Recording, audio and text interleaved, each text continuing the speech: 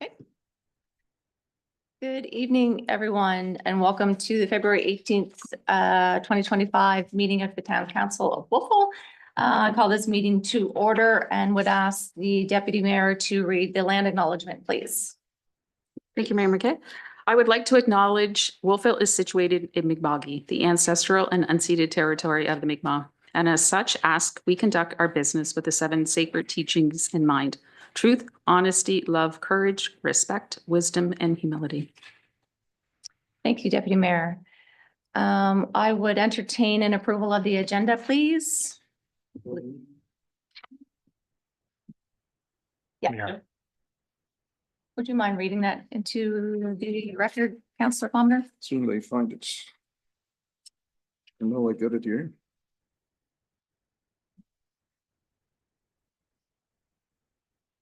I would move, I don't have it here. Want me to do it? Sure, yep. I would move that the agenda be approved as circulated and or amended. Second, Councillor Elliott. All those in favor of the motion signify by saying aye. Aye. Aye. Contrary minded, that is carried. At this time is the declarations of conflicts of interest. Does anyone have a conflict of interest for what's on our agenda this evening? Hearing none, we'll move along to approval of the minutes of January 28th. Can I have a motion to approve, please? I would move the approval of the minutes, the town council meeting January 28th, 2025. I'll second that. Thank you. Any errors or omissions? Hearing none, all in favor signify by saying aye. Contrary minded, and that is carried. Thank you.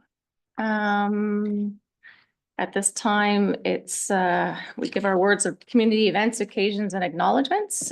We've got a few for the month of February. We continue to recognize African Heritage Month. We will have a special Soups and Sides with an exhibition of historical African Nova Scotians on the 24th of February, which is next Monday. On Monday just passed, we had a really successful event at the Legion celebrating Nora Bernard. Special shout out to the Randall House and the Legion for helping us put that on. It was a great day. There's also the Stage Prophets are hosting a youth performance series, and you can check out their socials for all the details on that. It looks pretty exciting. This month is Wear Red Month, which all of us forgot to do, but that's, oh, Mike has some on. Thank you, Councillor Butler, for representing. And it is a recognition of Women's Heart Month. Thank you to Ella, Sophie, Kira, Celine for bringing this awareness to our community.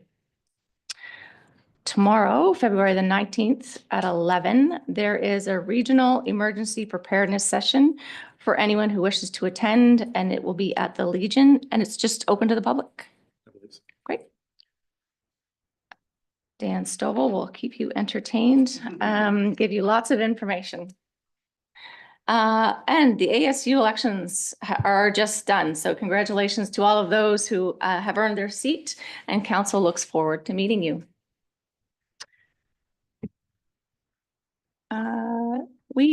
Our last words for this evening is something that council and I have put together to address some of the emails and concerns we've had in our community over the last week or so. Many of you have been in touch regarding the pool closure at Acadia, so we wanted to put forth some information. The first thing is Acadia has been clear. The pool is closing. The operational costs, capital repairs, that would take 2 years of shutdown and massive financial support are noted. These reports that outline these are now on the Acadia website with the original release documents. Please take a look at Acadia's website for this information. The town has been asked what we are doing, and we have been doing a lot, starting with the Sierra reports that were done in 2015 with Acadia.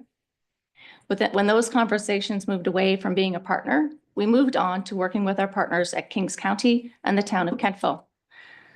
The work has been ongoing since 2021, and we will determine if a regional recreation facility is in the best interest of our residents. We are exploring this option because we know how important an aquatics facility and other amenities are to our community.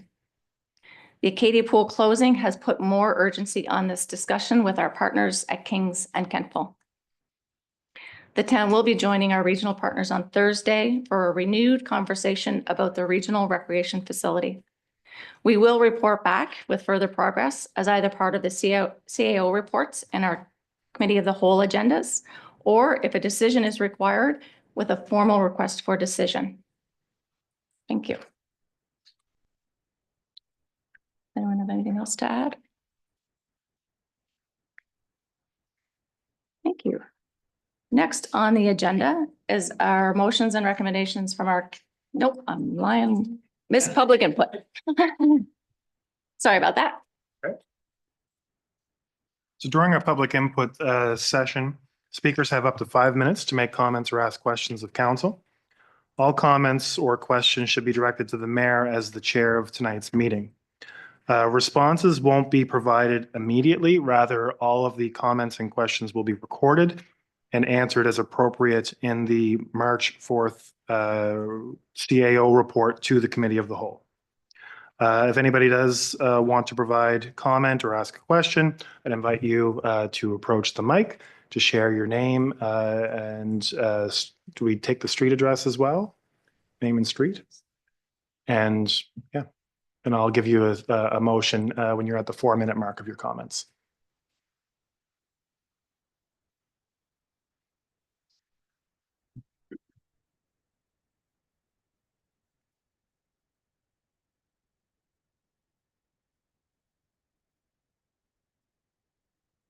Thank you for the opportunity. I know I'm not really going to talk about the pool, and thank you for that update. Many of you will know that I've spoken to you about the pool before anyway, and it's been a concern for a while. The one thing I will say about the pool, and I don't know where this fits, but I would like to put it out there. Acadia have said they can no longer commit to fund and carry the costs that are associated with the pool.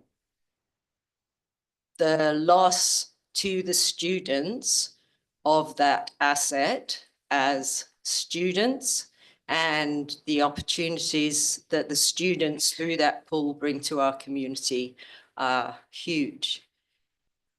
As I know conversations are ongoing around housing, I would like to ask that as you work with the regional partners, that you explore Acadia providing land on their property for whatever a new facility may look like. So I just like to say that.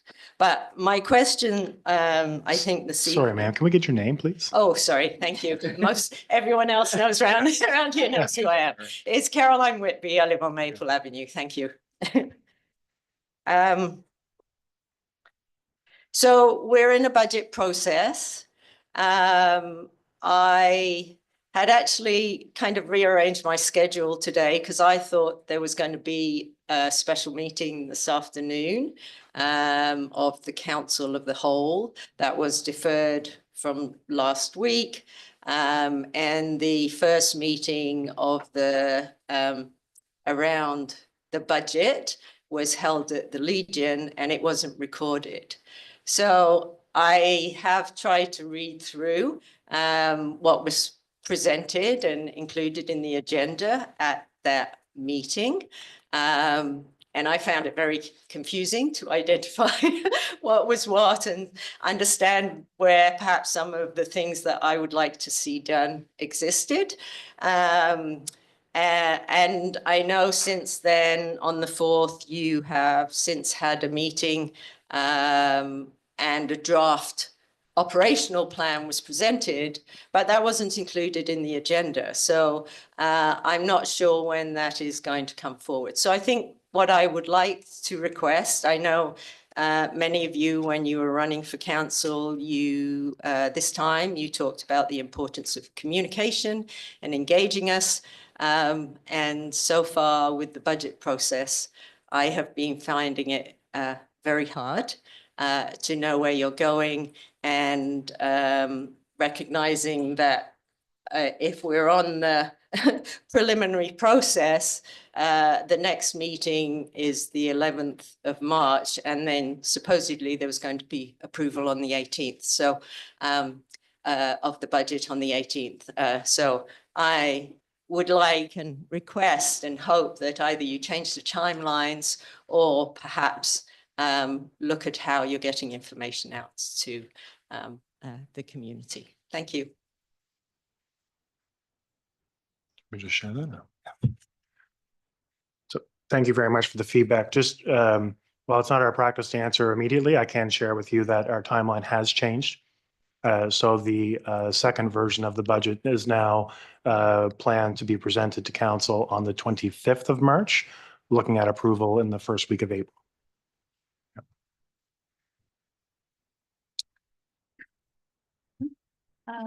There's no one else in the gallery, and town clerk has told us there's no one online, so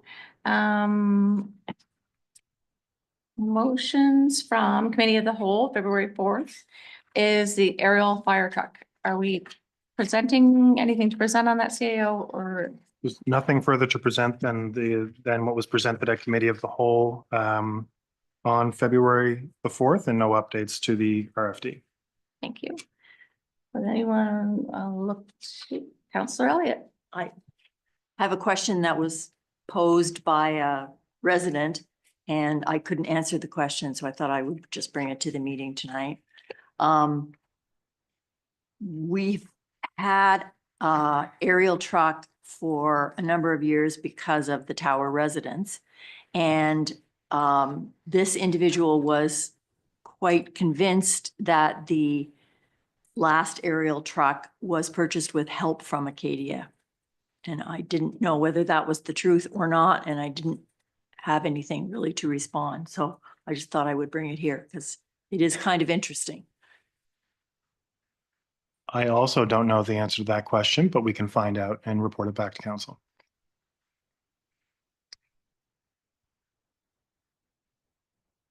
Can I ask a question? Because I do believe when the presentation was made, though, it wasn't just because of tower. They said they use it in fires and structure fires because they go up higher. So I get the question, but I think they use it for many other things.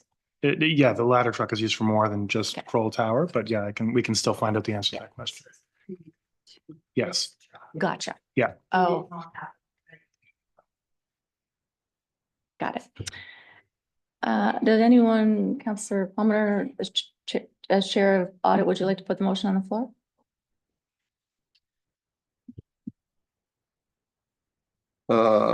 I would move that council approve the purchase of I would move that council approve an increase of the capital budget from $2 million to $3.3 million for the replacement of the 2001 Tower 41 aerial fire truck. Thank you. Do I have a seconder? Okay, thank you, Deputy Mayor. Any further questions on the motion? Hearing, yeah, Ask a question about it? absolutely.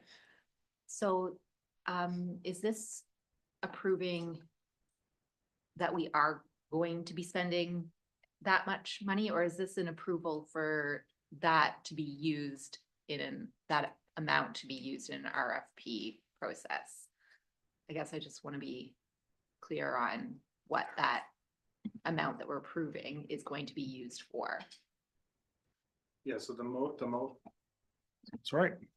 The motion that's on the floor is related to the capital budget to increase that amount in our capital planning from $2 million, which was estimated, I believe, in about 2018 to a more accurate figure that'll be around $3.3 million if we go out to market today. So that's what this current motion is for. And then the next motion that's on your docket is relating to issuing a tender or moving forward in line with the town's procurement policy to solicit bids from qualified vendors. Thank you. So we can spend up to $3.3 million That's on right. that truck. That's right. Did you have a question? Ian? No. Okay. All in favor of the motion signify by saying aye. Aye. Contrary minded, the motion is carried. Would you like to put the second motion? Thank you. I would move that council direct staff to proceed with the development of a tender in accordance with the town's procurement policy 140-001 to solicit bids from qualified vendors for the purchase of the new aerial fire truck. You seconder. I'll second that. Thank you, Councillor Butler. Any questions on that motion? Hearing none. All in favor of the motion signify by saying aye. Aye. Contrary minded, that is carried unanimously. Thank you. We have one order of new business, and that is the draft equity and anti-racism plan. It is not a request for decision, but an update from Barb Shaw.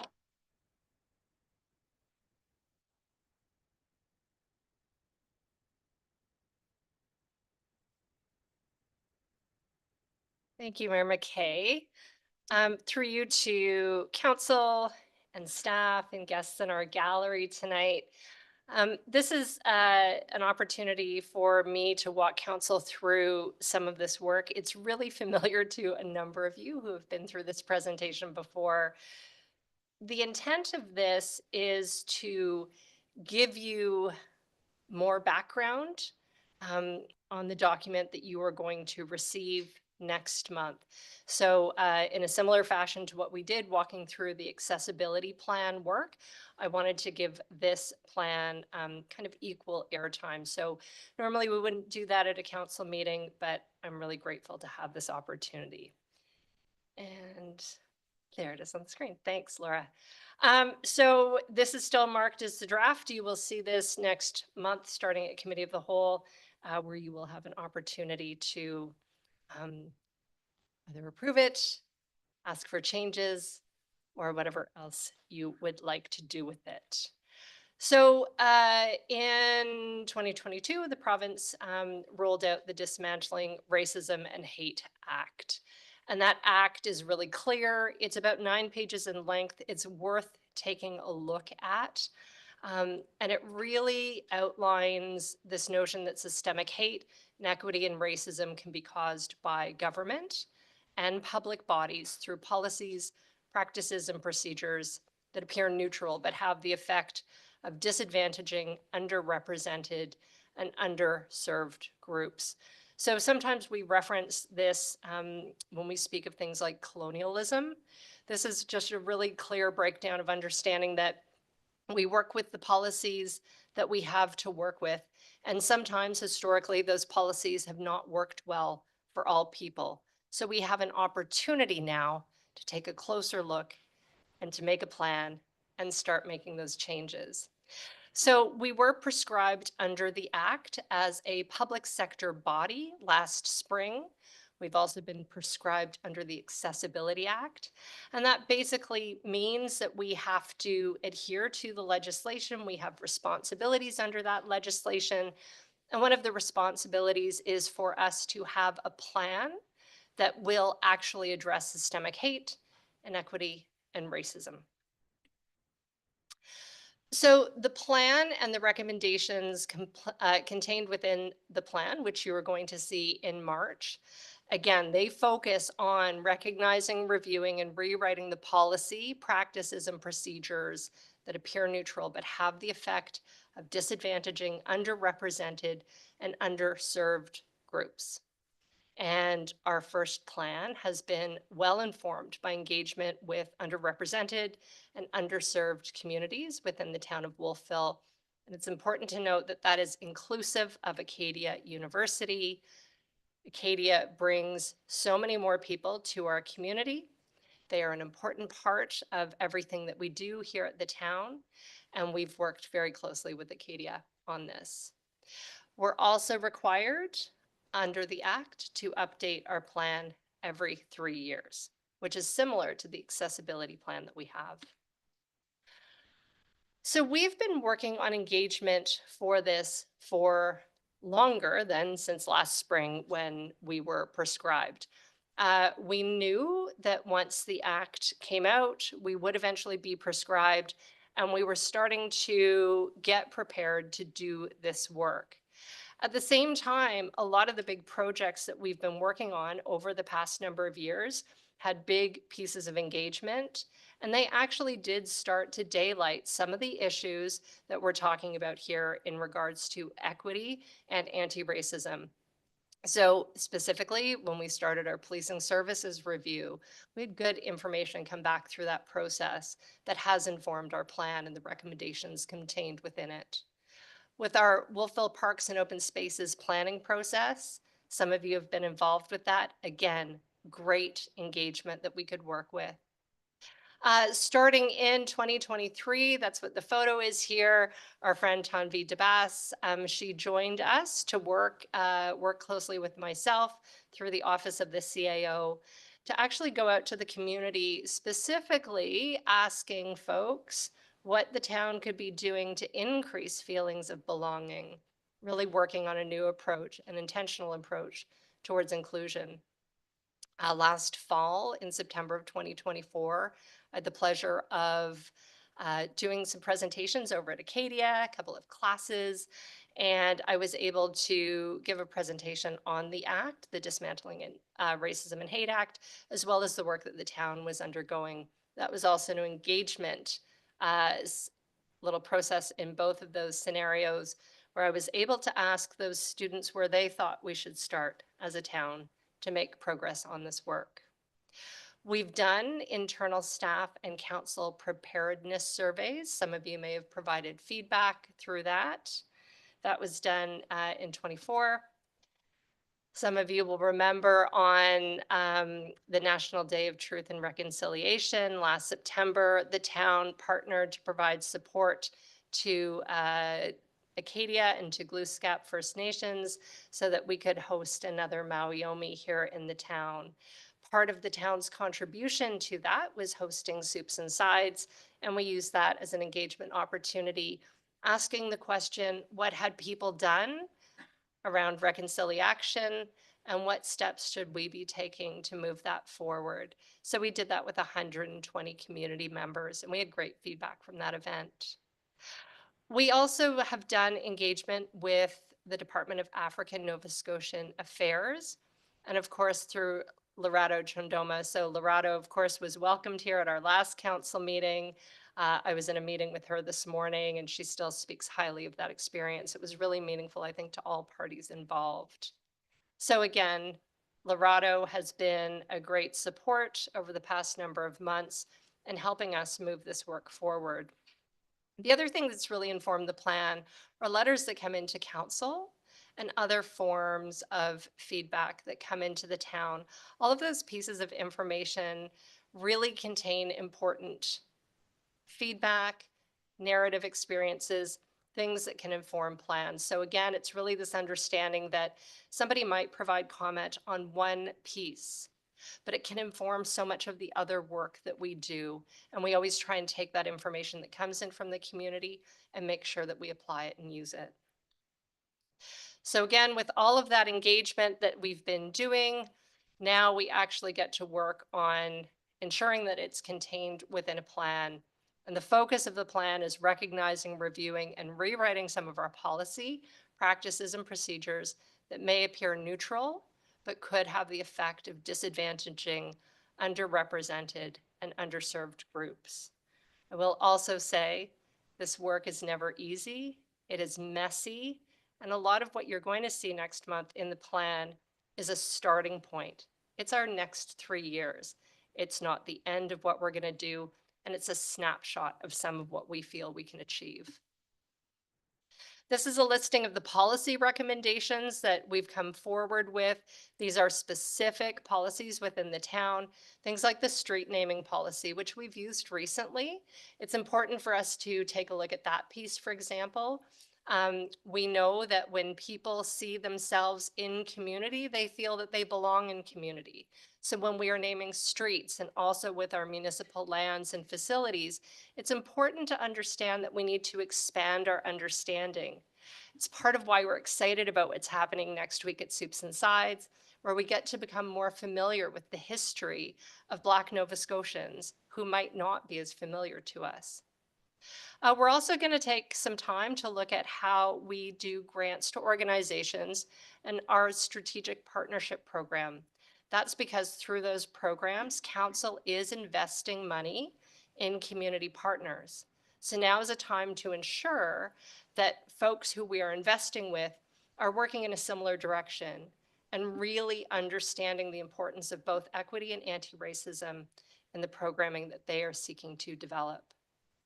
We don't actually have a policy around land acknowledgements. We started working on changing our land acknowledgement during the last term of council. So now we'll take a closer look at that and also adapt a policy. We have not landed on a process to recognize the contributions of Black Nova Scotians. And we also don't have hate speech guidelines. So all of these items that are listed here will be pieces that will come before our Equity and Anti-Racism Advisory Committee. They will provide input.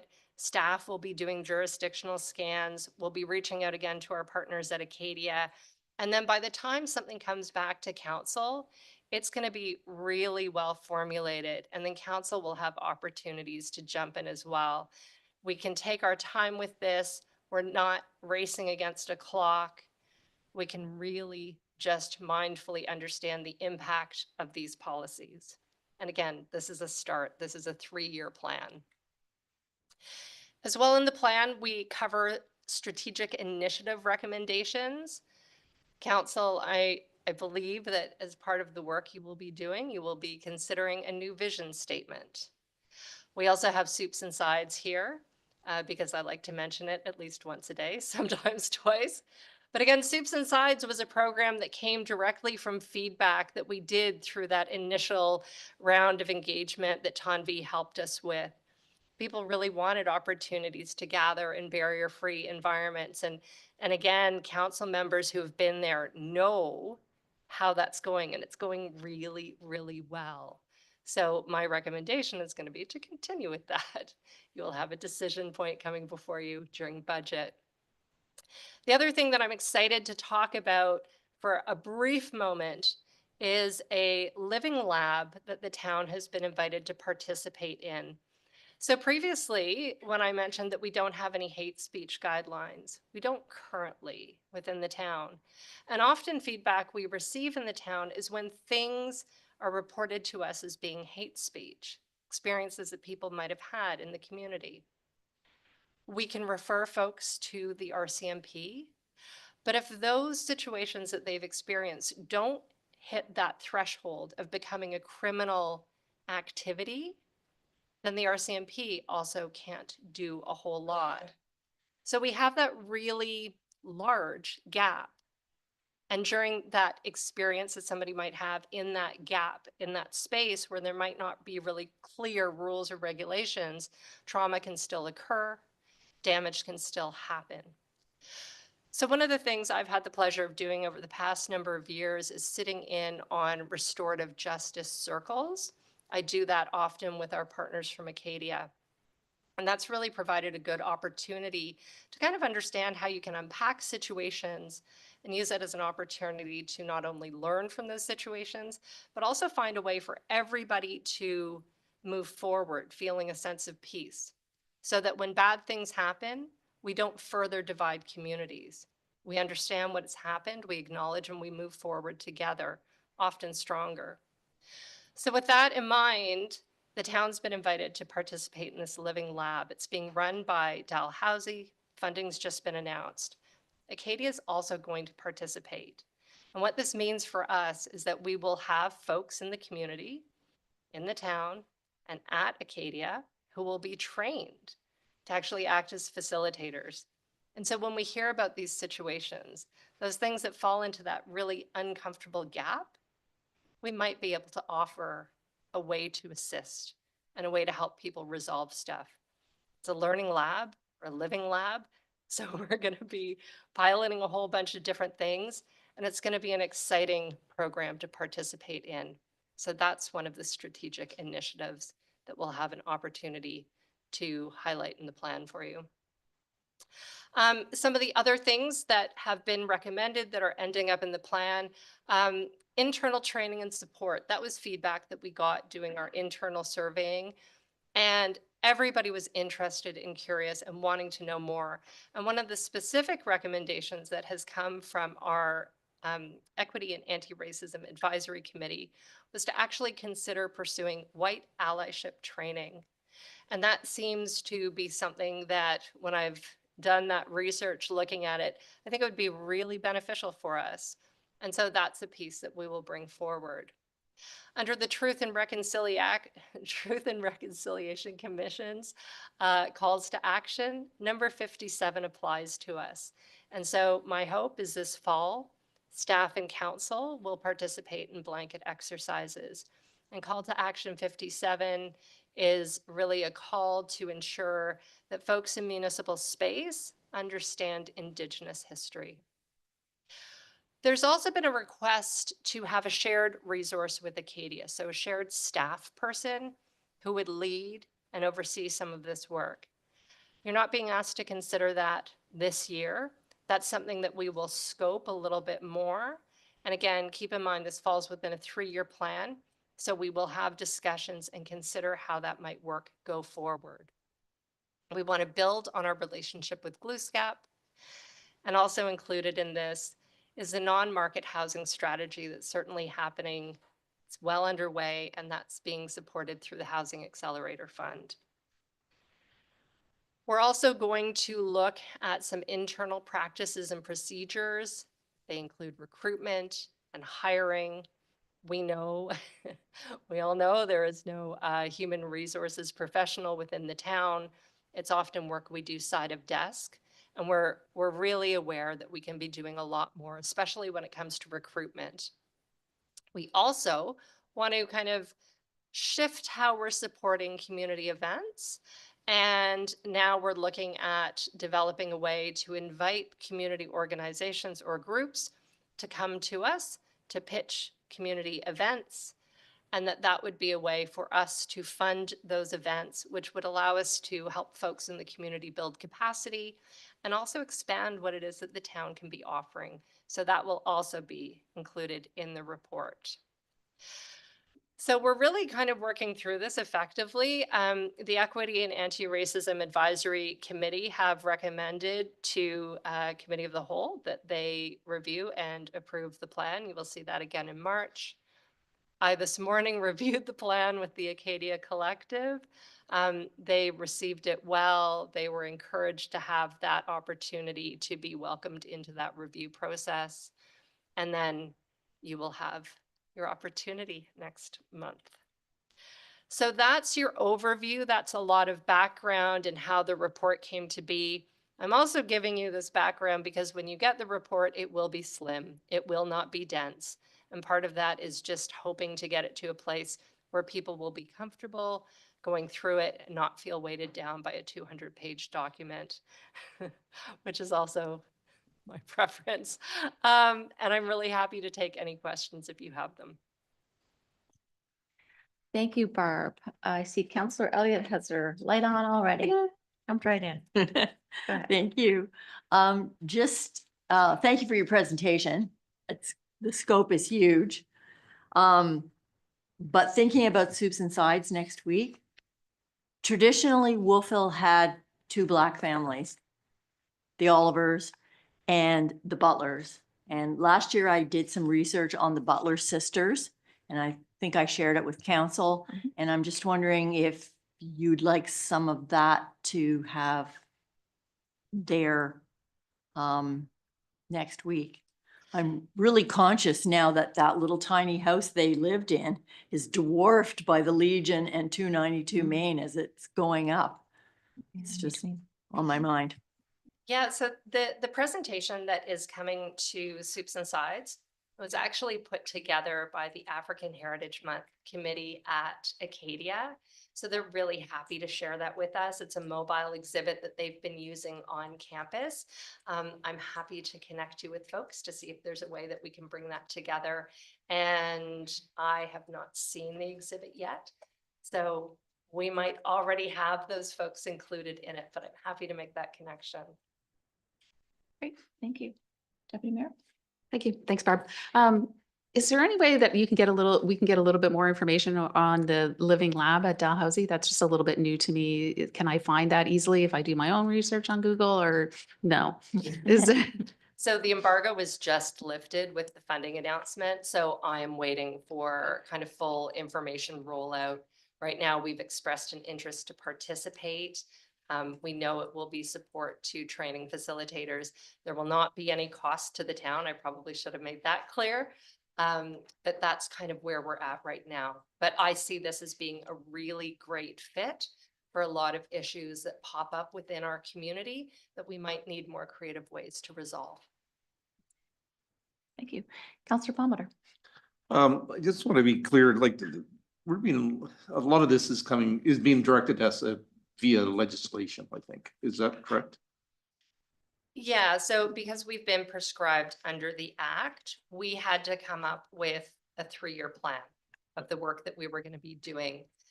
We were encouraged to really start by looking at our policy, our procedures, our practices, understanding how we were making decisions and how money was being spent.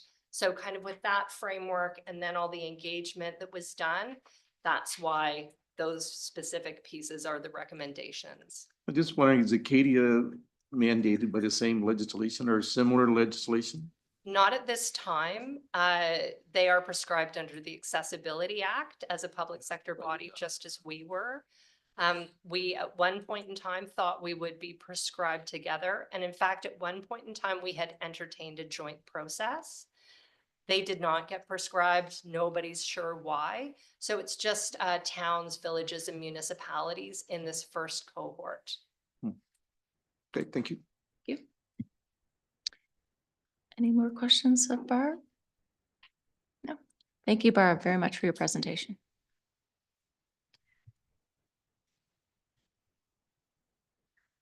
And that was the last thing on our agenda for this evening. I would entertain a motion to adjourn. By Counselor Palmer, seconded by